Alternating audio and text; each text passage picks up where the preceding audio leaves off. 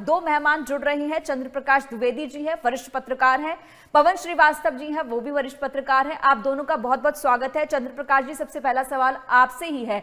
11 महीने का डिले हो गया है उत्तर प्रदेश में, बीजेपी का अध्यक्ष अब तक नया नहीं चुना गया है, लेकिन अब कवायद चल रही है, लगातार मीटिंग्स चल रही हैं और एक बार फिर से जो है सत्ता के गलियारों में बहुत से नाम है।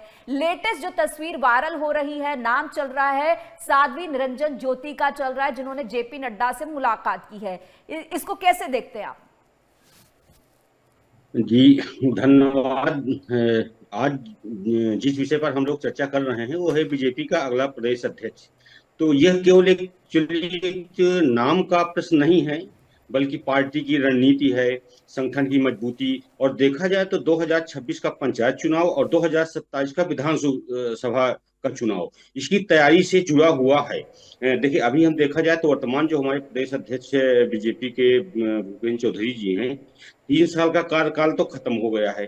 तो क्या है कि बीजेपी को जल्दी तो है इस बात की कितना जल्दी से जल्दी प्रदेश का मुखिया मिल जाए, प्रदेश का मुखिया खड़ा हो जाए। तो ये चर्चा केवल मीडिया पर ही नहीं है, ये आम जन पर भी ये चर्चा हो रही है। और ये जमीन की राजनीति एवं कार्यकर्ता की जो मानसिकता है वो यही चाह रहा है कि कितना जल्दी से जल्दी हमें प्रदेश अध्यक्ष मिल जाए।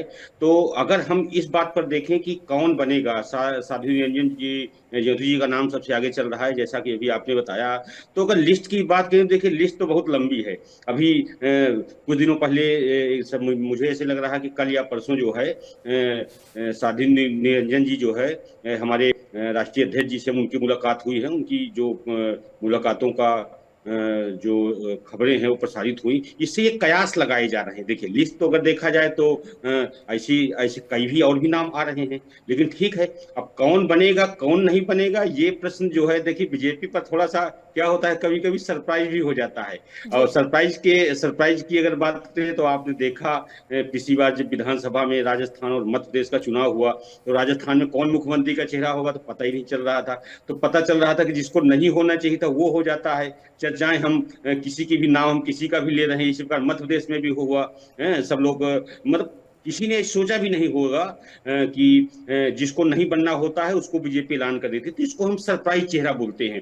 अच्छा, हम अभी एक बात आपको बताएं कि जैसे हम अभी समय लखनऊ में देख रहे हैं पार्टी दफ्तर वगैरह में केवल इस समय सिर्फ यही चर्चा है, और ऐसा सुनने में भी आ रहा है कि 8 या 9 दिसंबर को अब हम भारतीय जनता पार्टी का प्रदेश अध्यक्ष चुन ही लिया जाएगा, क्योंकि 3 साल का उनका कार्यकाल पूरा भी हो गया है। और जो मैं अभी अभी बताया कि पंचायत चुनाव 2026 और 2027 विधानसभा चुनाव, ये पूरी नजर है। ठीक है, जिला प्रदेश जिला मंडल जिला और बूथ स्तर तक इनको मजबूत बनाना है, और ये चाहते हैं हर हाल पर कि अपना जो है पंचायत विधानसभा ये इनके कब्जे में आए जैसे है। लेकिन मैं एक जानकारी और देना चाहता हूँ सरप्राइज चेहरे पर ये था कि अभी अपने उत्तर प्रदेश में हमने कई जिलों पर ये देखा कि जिलाध्यक्ष की चुनाव होना था। तो जिलाध्यक्ष के चुनाव में क्या हुआ, जिलाध्यक्ष के चुनाव में ऐसे ऐसे लोगों का चेहरा अनाउंस किया गया, चुनाव कराए गए, ऐसे ऐसे जिलाध्यक्ष बनाए गए जो लिस्ट में नहीं थे, चर्चा में नहीं थे, लेकिन उनका वो जिलाध्यक्ष बनाए गए। तो ऐसा हम मतलब ये हमारा अपना मानना है, जो यहाँ की चर्चा है कि कहीं ऐसा ना हो कि जिनका चर्चा में नाम आ रहा है, जिनको हम चर्चा में समझ रहे हैं, उनका नाम ही ना हो, कोई नए चेहरा आ जाए। तो देखिए, ये बीजेपी है, ये बीजेपी कुछ भी हो सकता है, और कहीं से भी चेहरा आ सकता है, पुराने भी आ सकते हैं, नए भी आ सकते हैं। जातिगत की बात करें तो जातिगत में भी हो सकता है। मुझे ऐसा कयास आ रहा है लखनऊ में, जो इस समय हम देख रहे हैं, जो चर्चाएं चल रही हैं, वो पिछड़ा दलित पर भी आ रहा है। अगर जातिगत की बात करें, वैसे तो जातिगत मजबूती जो है बीजेपी पर ज्यादा फोकस नहीं करते हैं, लेकिन और चूंकि बूथ स्तर पर इनको मजबूत बनाना है, ऐसा हम पार्टी कार्यकर्ताओं से सुनते हैं। पार्टी के लेकिन जातीय समीकरण तो हमेशा से उत्तर प्रदेश में काफी महत्वपूर्ण रहे हैं, उसको नजरअंदाज तो नहीं कर सकते। लेकिन एक फैक्टर उसमें इंपॉर्टेंट आता है कि आरएसएस का उस पर क्या कहना है। जो भी सीएम चुना जाए या जो भी प्रदेश अध्यक्ष चुना जाए, उसमें आरएसएस का इन्वॉल्वमेंट कितना होता है, कितनी इंपॉर्टेंस होती है। पवन जी, आप इसे कैसे देखते हैं? क्योंकि यहाँ पे जातीय समीकरण तो देखे जाएंगे, लेकिन आरएसएस की चॉइस को भी ध्यान में रखना होता है। जी पूजा जी, देखिए, भारतीय जनता पार्टी के प्रदेश अध्यक्ष का चुनाव और चयन, ये दोनों ही पिछले कई माह से ठंडे बस्ते में है। कारण सिर्फ एक है, संघ की विचारधारा अपनी है। संघ से और भारतीय जनता पार्टी का कहीं मेलजोल नहीं दिख रहा था, इस कारण से विलंब हो रहा है। इसको एक्सेप्ट करना पड़ेगा।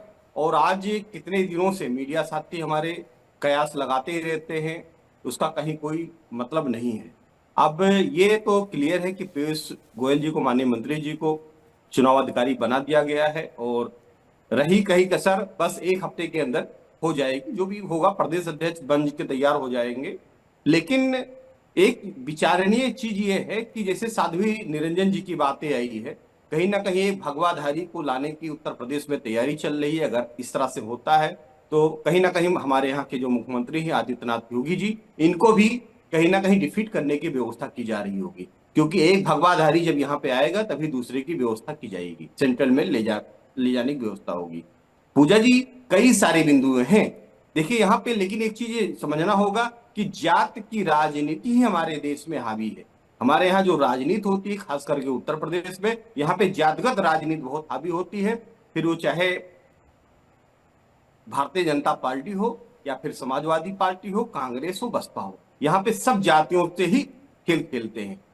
पूजा जी अब नतीजा क्या निकलता है ये समय बताएगा, किसको बना के आते हैं। लेकिन जहां जी तक जी मेरा जी अनुमान जी है, जी वो तो ऑब्वियसली एक नया वो तो चेहरा समय ही आएगा। बताएगा। एक लेकिन जिसको भी इतने बड़े प्रदेश की जिम्मेदारी दी जाती है, सोच समझ के कैलकुलेशन के साथ दी जाती है, जैसे कि आप कह रहे हैं कि एक भगवाधारी को अगर सेंट्रल में लेकर आया जाता है तो दूसरे के लिए जगह बनाई जाएगी, इस तरह की आपने जो बात कही है उसमें तो मुझे लगता है कि साध्वी निरंजन ज्योति ही फिट बैठती हैं। महिला है, निषाद जाति से आती हैं, भगवाधारी है, कम उम्र में ही उन्होंने संन्यास ले लिया, और वो किसी भी तरह की गुटबाजी में नहीं है, किसी गुट की नहीं कही जाती हैं।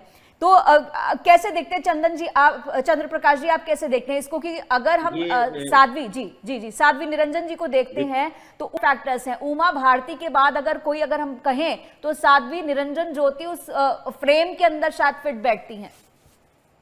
देखिए, आपकी बात बिल्कुल सही है, और मैं जो पवन जी हैं, मैं पवन जी की बात से भी पूरा मैं थोड़ी जो है सहमत हूँ। देखिए, हिंदुत्व का चेहरा तो बीजेपी पर देखिए एक साफ बात है। देखिए, साध्वी निरंजन जी हिंदुत्व का चेहरा तो हैं, और हिंदुत्व के चेहरे के साथ साथ जो संगठन में उनकी पकड़ है, कोई विवाद नहीं है, अनुभव है, राजनीतिक पकड़ है। लेकिन जब हिंदुत्व की बात आप कर रही हैं वो तो बात आप सुन ली, लेकिन जब हिंदुत्व की बात आप कर रही हैं तो देखिए, हम कह रहे हैं कि पूर्व मंत्री जी हैं, प्रसाद मौर्य जी हैं, दिनेश शर्मा जी हैं, पीएल वर्मा जी हैं, या केंद्रीय मंत्री राम कठेरिया जी हैं, या हमारे जो है तो क्या ये सब क्या हिंदुत्व के चेहरे नहीं है? क्या इनमें कोई विवाद है क्या? देखिए, जो भी संघ की विचारधारा से है, यहाँ पर है सब हिंदुत्ववादी है, उसमें कोई दो राय नहीं है। लेकिन जो जातियों के समीकरण की देखिए, ब्राह्मण का नाम भी चल रहा है, ओबीसी का नाम भी चल रहा है, दलित वर्ग का नाम भी चल रहा है, सबसे 3-3 4-4 नाम चल रहे हैं। हम किसी के हिंदुत्ववादी होने पर नहीं प्रश्न उठा रहे, लेकिन हम जो क्राइटेरिया है उस पर बात कर रहे हैं, बिंदुओं पर बात कर रहे हैं। तो क्राइटेरिया में तो सब फिट आ रहे हैं। देखिए, सबसे बड़ी बात ये होती है कि जो प्रदेश अध्यक्ष होता है ना, या जो अध्यक्ष होता है ना, वो सिर्फ अध्यक्ष ही नहीं होता, वो होता है पार्टी का कमांडर, प्रदेश का कमांडर। तो प्रदेश का कमांडर कौन होगा, कौन जीत पहुंचाएगा? क्या केशव प्रसाद मौर्य जी या अन्य या केशव? अच्छा, आज जो बीजेपी में पूर्ण बहुमत से सरकार है, 2 बार से हमारे सीएम है, तो ये तो हमारे केशव प्रसाद मौर्य के ही टाइम पर हुआ ना, ऐसा नहीं है। देखिए, निरंजन ज्योति जी बहुत ही अनुभवी हैं, बहुत ही संगठन में उनकी पकड़ है।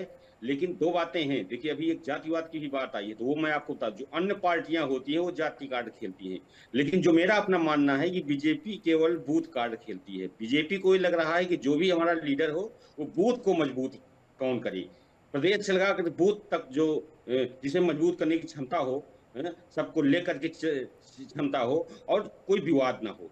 तो ये निश्चित है। अभी पवन जी ने बताया, और पवन जी की बात अभी हमने कहा कि पीयूष गोयल जी जो है हमारे चुनाव अधिकारी जो हैं, तो ये मैं आपको बता दूं कि ऐसा सुनने में आ रहा है इस लखनऊ में जो है कि कल या परसों शायद उनके आने की संभावना है, और हमें ऐसे लग रहा है कि कल चुनाव भी हो जाएगा, और निश्चित है कि बहुत ज्यादा दिन नहीं, 1-2 दिन में ही प्रदेश अध्यक्ष की घोषणा बिल्कुल हो ही जाएगी। और आज जानकारी है कि दिल्ली में केंद्रीय जो हमारे राष्ट्रीय अध्यक्ष हैं बीजेपी के, तो उनके यहाँ भी, उनके आवास में भी आज शायद बैठक हो रही है। अभी शाम को ही बैठक होना होना था, ऐसा सुनने में आ रहा है, और आज वहां भी ऐसा सुनने में आ रहा है, यहाँ पार्टी में जो चर्चाएं चल रही कि आज फाइनल केंद्र से हो जाएगा और कल परसों जो है हमारी जो है ये आएंगे बंसल जी, तो ऐसे हो सकता है कि यहाँ भी फाइनल हो जाएगा।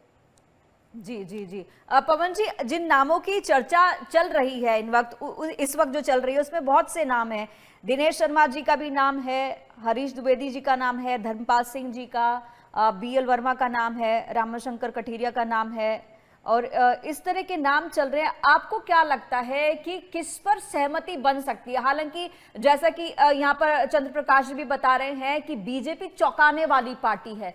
क्या हर बार एक ही तरीका, सरप्राइज चेहरा जी जी जी, हर बार एक ही तरीका, एक ही आइडिया से काम करना, क्या बीजेपी उस पर चलती रहेगी? क्या फिर से चौंकाएगी, या इनमें से किसी नाम को आगे किया जाएगा? निश्चित पूजा जी, देखिए उत्तर प्रदेश के चुनाव में ये जो प्रदेश अध्यक्ष की नियुक्ति की जानी है, इसमें एक चीज तो ये क्लियर है, ना ही ब्राह्मण आएंगे ना ही क्षत्रिय आएंगे। इस दोनों को आप किनारे कर दीजिएगा। बाकी अपने आप को लोग प्रदेश अध्यक्ष माने कि हम हैं लाइन में, इससे बीजेपी में कहीं कोई कतार में नहीं है। बीजेपी ओबीसी या दलित को ही लेके आएगी। अब रही बात साध्वी जी की, देखिए साध्वी जी कोई भी हो सकता है। जेपी नड्डा जी के आवास पे भेंट किया, लोगों कयासों का बाजार गर्म हो गया। लेकिन मुझे जहां तक लग रहा है भारतीय जनता पार्टी एक ऐसे चेहरे को लेके आएगी जिसपे हम और आप विचार नहीं कर सकते। हम आप कयास ही नहीं लगा पाएंगे कि हाँ वो प्रदेश अध्यक्ष बनने जा रहे हैं। बस ज्यादा नहीं, 48 घंटे 60 घंटे का समय है, और मुझे जहां तक लग रहा है कि दलित चेहरा ही उत्तर प्रदेश में आए। जी जी, आपके हिसाब से दलित चेहरा आएगा? कितना फायदा दलित चेहरे से मिलेगा? क्योंकि अभी यह भी कहा जा रहा है कि उच्च जाति से भी किसी को बनाया जा सकता है, ब्राह्मण वर्ग से बनाया जा सकता है, दलित से बनाया जा सकता है।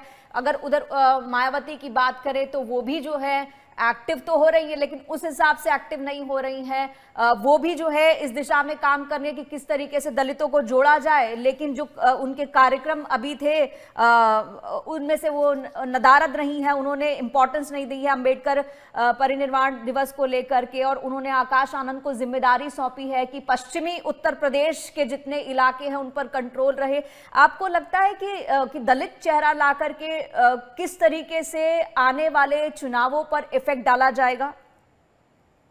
पूजा जी देखिए, एक बार तो क्लियर है कि भारतीय जनता पार्टी पिछले कई वर्षों से दलितों की ही राजनीति कर रही है। देखिए हमारे उत्तर प्रदेश की बात करें तो दलित के वोटर्स ज्यादा हैं, अनुपात में बहुत ज्यादा हैं, और इसको चाहे फिर बहन मायावती जी के वोटर्स रहे हों, वो भी आज भाजपा में आ रहे हैं। और एक चीज और क्लियर है कि भारतीय जनता पार्टी को मालूम है कि सरबड़ वोट इनके अपने हैं, वो कहीं नहीं जाएंगे। चाहे फिर ब्राह्मण हो, क्षत्रिय हो, वैश्य हो, इनके लिए कुछ करें, इनको जगह दें, पार्टी में जगह दें, संगठन में जगह दें, मंत्रिमंडल में जगह दें या ना दें, लेकिन ये वोटर्स इनके रहेंगे। लेकिन जो दलित वोट हैं उनके लिए ये भारतीय जनता पार्टी काम कर रही है। आप निचले स्तर पर भी देखेंगे, आप जिले स्तर पे भी देखेंगे, बूथ स्तर पे भी देखेंगे, तो इनको बढ़ावा दिया जा रहा है। कहीं ना कहीं इनको मनाने की कोशिश की जा रही है, अपने हक अपने तरफ खींचने की व्यवस्था की जा रही है। फिर चाहे वो राशन प्रणाली की व्यवस्था हो या फिर सम्मान निधि की बात व्यवस्था हो, ये सब कहीं ना कहीं दलित कार्ड ही है।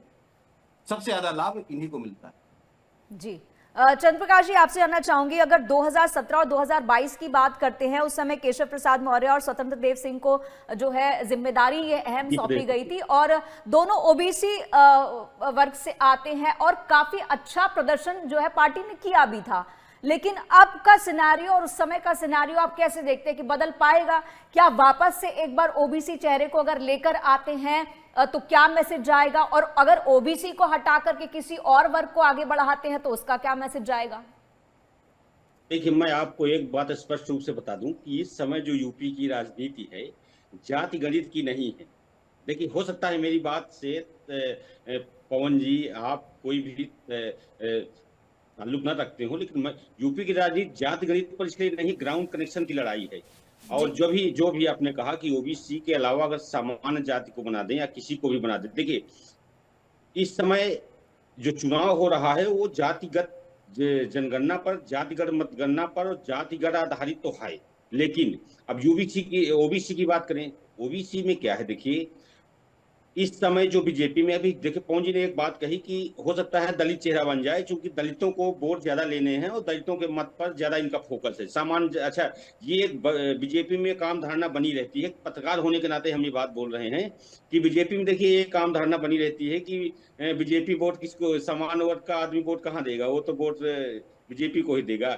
तो जो नहीं देगा उनको फोकस करना है, जो नहीं देगा उनको फोकस करना है। तो यदि देखिए पिछली बार भी हमने, आपने देखा होगा कि जो प्रदेश अध्यक्ष थे हमारे, चौधरी जी रहे हों, चाहे हमारे जो है अपने स्वतंत्र देव जी हों, चाहे स्वामी प्रसाद मौर्य जी हों, ये सब ओबीसी कैटेगरी से आ रहे हैं। तो ओबीसी कैटेगरी से आने से वोट कितने बीजेपी पर जाते हैं, ये भी आप देखिए।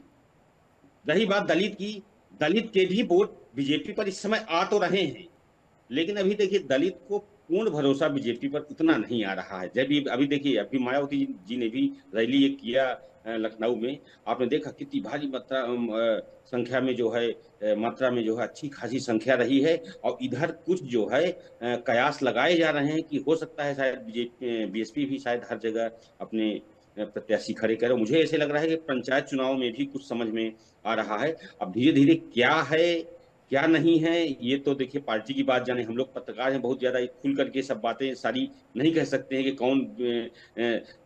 कौन वर्ग का व्यक्ति क्या चाहता है, कौन वर्ग का व्यक्ति नहीं चाहता है। हम देखिए सिर्फ कयास ही बता सकते हैं, ये सारी चीजें हम क्या बता सकते हैं। पर ये है, एक बार बता दें कि बीजेपी का जो फोकस है, जो हम बीजेपी के कार्यकर्ताओं से, बीजेपी के पार्टी पदाधिकारियों से मिल रहे हैं, जो हम लोग से बात होती है, सिर्फ इनका यही कहना है कि बीजेपी इस समय सिर्फ बूथ कार्ड खेल रही है, न कि जाति कार्ड। ठीक है, जाति कार्ड तो मायने रख रहा है, जाति कार्ड बहुत ही जरूरी है, लेकिन इनका जो सबसे बड़ा जरूरी अहम मुद्दा है वो है केवल बूथ कार्ड। इनका बूथ मजबूत कैसे हो, संगठन कैसे मजबूत हो, लीडर कैसे मजबूत हो, और इनकी जो घोषणा है, घोषणा से काम नहीं चलने वाला है। देखिए संगठन मजबूत होना चाहिए, इनका संगठन जब मजबूत होगा तभी कुछ हो पाएगा। ठीक है ना। और सबसे बड़ी बात है बुंदेलखंड, अगर ये बुंदेलखंड को भी शामिल नहीं करते हैं, हम देख रहे हैं कि बुंदेलखंड से हो सकता है, हमें तो ऐसे लग रहा है कि शायद प्रदेश अध्यक्ष बुंदेलखंड से ही आ जाए, अब बुंदेलखंड के है ही ऐसे लग रहा है, और ये बात बिल्कुल सही भी है और ऐसे लग रहा है। लेकिन हम इस पर जो है डीटो नहीं कर सकते, क्योंकि हम सिर्फ कयास ही लगा सकते हैं, ऐसी चर्चा ही कर सकते हैं। जी जी पवन जी, अगर 2024 के लोकसभा चुनाव की बात करें तो ओबीसी वोटर्स की तरफ से पार्टी को झटका लगा था, उसका रीजन क्या मानते हैं आप? देखिए, वो टिकट बंटवारे को लेकर के जो हुआ था, लास्ट में टिकट किस स्तर से बांटा गया है ये मायने रखता है। देखिए, लेकिन अगर हम प्रदेश अध्यक्ष की बात करें तो प्रदेश अध्यक्ष सामान्य जात से नहीं होने वाले हैं। मुख्यमंत्री हमारे यहाँ क्षत्रिय बैठे हुए हैं, दूसरे क्षत्रिय को लाएंगे नहीं, ब्राह्मण को लाएंगे नहीं, ये निश्चित है। यहाँ पे केवल दलित कार्ड खेला जाएगा और दलित को ही बनाने के लिए आरएसएस और बीजेपी में खींचतान पिछले कई महीने से जारी थी। अब चाहे साध्वी निरंजन जी बने या कोई भी बने, लेकिन बनेंगे दलित ही बनेंगे। लेकिन फोकस मेन चीजें होना चाहिए कि धरातल पे आपको काम करना चाहिए, धरातल पे मेहनत करनी चाहिए, जिसे रोजगार पे ध्यान देना चाहिए, महंगाई पे ध्यान देना चाहिए। इन मुद्दों पे भी भारतीय जनता पार्टी को ध्यान देना चाहिए, क्योंकि 10 वर्ष होने वाले हैं भारतीय जनता पार्टी को उत्तर प्रदेश में।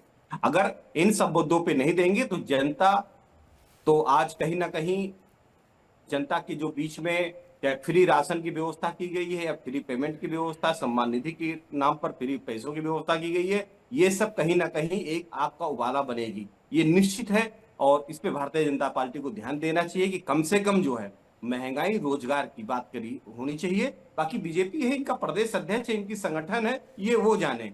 द्विवेदी जी ने हमारे बिल्कुल सही कहा, देखिए पार्टी है उनका, उनके प्रदेश अध्यक्ष बनने हैं। साध्वी निरंजन जी आती है या किसी ऐसे व्यक्ति को ला करके बैठा देते हैं प्रदेश अध्यक्ष की चेयर पर, जिसको हम और आप कयास ही नहीं लगा रहे। जी जी जी जी, जी चंद्रप्रकाश जी, आप क्या कहेंगे पवन जी की इस बात को लेकर के कि जिसके हाथ में कमान होती है, जो सब चीजों को कंट्रोल भी करता है और बताता भी है कि कहां पर उतरना है कहां पर नहीं, तो यहाँ पर पवन जी कह रहे हैं उनकी इतनी इंपॉर्टेंस नहीं, सरकार को बाकी चीजों पर भी काम करना चाहिए, लेकिन काम करवाने वाला कौन है ये भी तो उतना ही इंपॉर्टेंट है। देखिए, ये बात हम पहले ही बता रहे हैं कि जो लीडर होना चाहिए, जो कमांडर होना चाहिए, वो थोड़ा सा मजबूत होना चाहिए, सब पर सबकी पकड़ होनी चाहिए। पर पवन जी की बात को लेकर के मैं एक बात ही कहूंगा कि देखिए, जैसे शादी में बारात आ जाए और ये पता ही नहीं चले कि दूल्हा कौन है, तो इस समय तो देखिए यही दूल्हा कंडीशन हो रही आदित्यनाथ है। योगी हैं। दूल्हा सुनिए, नहीं द्विवेदी नहीं जी, नहीं। दूल्हा अ, आदित्यनाथ योगी हैं। उत्तर प्रदेश को आदित्यनाथ योगी जी अब चला रहे हैं, प्रदेश अध्यक्ष अब नहीं आप चला रहे हैं। इनका अपना अब आप सुनिए, आदित्यनाथ योगी जी को दूल्हा मान रहे हैं, हम तो प्रदेश अध्यक्ष को दूल्हा की नहीं नहीं मतलब नहीं, हमें संगठन लग जो रहा है कि होता है, प्रदेश सुनिए, अध्यक्ष का संगठन जगह जो होता संगठन। है, सुनिए, हाँ, संगठन जो होता है, संगठन कार्यकर्ता है। अगर हम सरकार की सुविधाओं की बात करें, रोजगार की बात करें, महंगाई की बात करें, तो उसका दायित्व माननीय मुख्यमंत्री को जाता है, फिर वो कोई भी हो। मैं और आपको याद दिलाएं, द्विवेदी जी, आपको याद होगा, आप बुंदेलखंड से हैं। उत्तर प्रदेश और मध्य प्रदेश दोनों का बजट जाता है बुंदेलखंड के लिए, लेकिन आज की स्थिति भी आप देख लीजिए कि जो पेमेंट जाता है कहां लगता है, कुछ दिखाई नहीं पड़ता है। हम आपको याद दिलाएं, अभी 2 बरस पहले पेट का एग्जाम हुआ था, 44 लाख बच्चों ने एग्जाम दिया था। जी जी जी। हमें उसकी रोजगार की व्यवस्थाएं होनी चाहिए, नहीं तो उन वही बच्चों तो की अभी व्यवस्थाएं होनी चाहिए, रोजगार की व्यवस्थाएं होनी चाहिए। ये इनका अभी जो आप संगठन है, सुनिएगा, ये इनका जी जी। संगठन है। ये किसी को भी लाके प्रदेश अध्यक्ष बना देंगे, वो चला जाएगा। हम्म। जिसको भी बना बैठा देंगे प्रदेश अध्यक्ष, उस चेयर की वैल्यू होती है। जो भी प्रदेश अध्यक्ष बन जाएगा, उसी के लोग बात मानेंगे जिले में। ये इनका अपना संगठन का संगठन बहुत मजबूत है, बूथ स्तर पे मजबूत है, पन्ना स्तर पे मजबूत है। अगर संगठन मजबूत नहीं होता तो अखिलेश यादव की सरकार होती, ये भी क्लियर है। अखिलेश यादव जी अगर कहीं गलती किए हैं, संगठन के रूप में गलती किए हैं, नहीं तो कहीं ना कहीं एक चीज ये था कि जिस स्तर से मेहनत अखिलेश यादव ने किया और उत्तर प्रदेश में जो काम दिखा, ये भी आज हम और आप द्विवेदी जी देख रहे हैं। लेकिन इस नहीं सबके तो अलग हम कहेंगे भाई प्रदेश अध्यक्ष इनका है, ये बनावे, किसी को भी बनावे, लेकिन संगठन अगर ये बनाएंगे मजबूती समय से रहते बनाएंगे, तो 2027 का चुनाव आ रहा है, उसकी पंचायत चुनाव का समय आ रहा है, उसको देखना है। और इस दोनों को देखते हुए दलित चेहरे को लेकर आएंगे।